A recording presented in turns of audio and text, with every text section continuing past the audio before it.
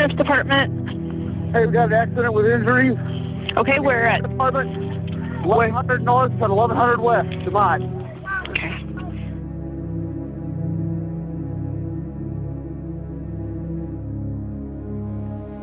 Our choices define us.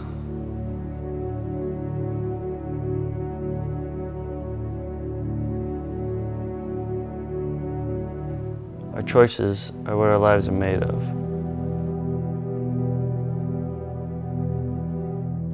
Our choices are our responsibility. I chose to drive.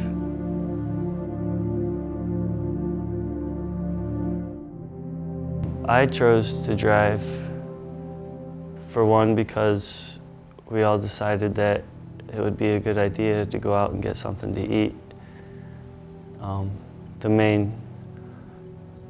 It was a truck stop that we've gone to before. We've gone there in the past late at night because it's open 24 hours.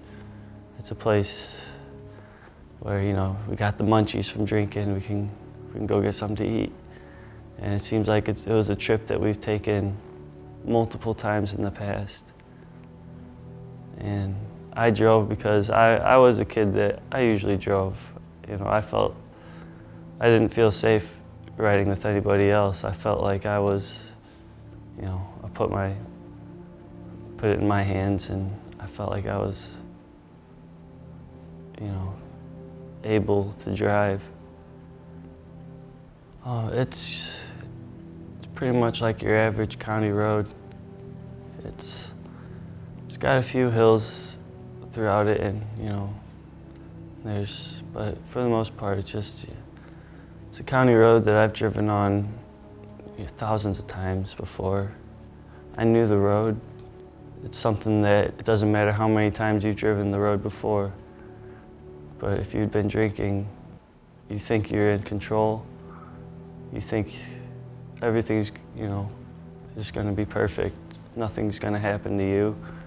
Nothing's gonna happen to me. I thought nothing was gonna happen to me. I thought I was gonna, you know, take that road and like I had before in the past and be sleeping in my bed that night. But everything changed. I remember driving down the road. I don't recall coming up to the intersection. I believe I saw the stop sign and slamming on the brakes, and then I don't recall seeing it. It's more like a sound. I recall hearing the tires locking up, hearing the tires screeching, then hearing the car go through the fence. And then at that time, I thought it was just,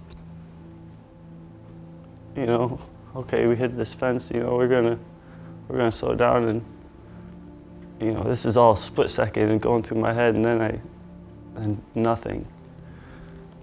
And then from what my friend says, who did survive, he says I was talking to him and saying I can't move and I can't get out of the car, and he was trying to help as much as he could to get me out of the car and get the other victims out of the car, but it was too late for them. And I woke up in the hospital, not knowing what had happened to my friends.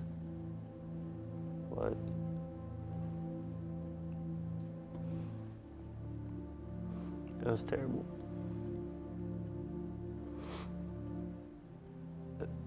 It's something that you don't want anybody to go through. Sorry.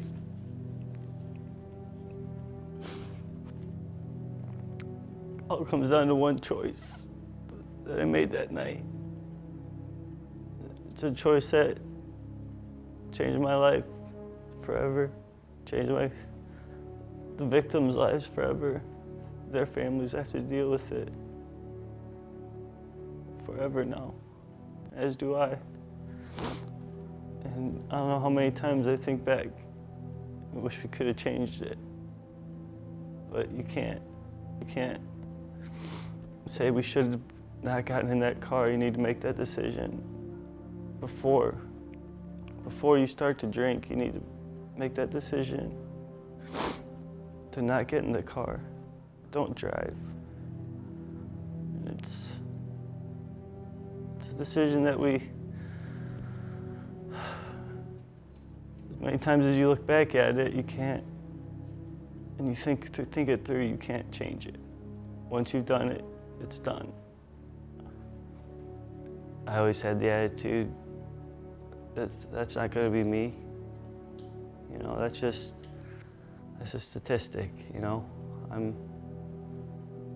it's not going to happen. You know, I felt like I was in control, where in fact, when you get behind the wheel after you've been drinking, in a sense, nobody's in control. It's alcohol that takes over, and you may think you're okay to drive, but you're not at all. My family, it's affected them in ways. I never want to put my family through this. I never wanted to, you know, I thought making that choice that night, you know, I never thought that it would be affecting everybody. And I mean everybody. It affects the whole community. It affects especially my family.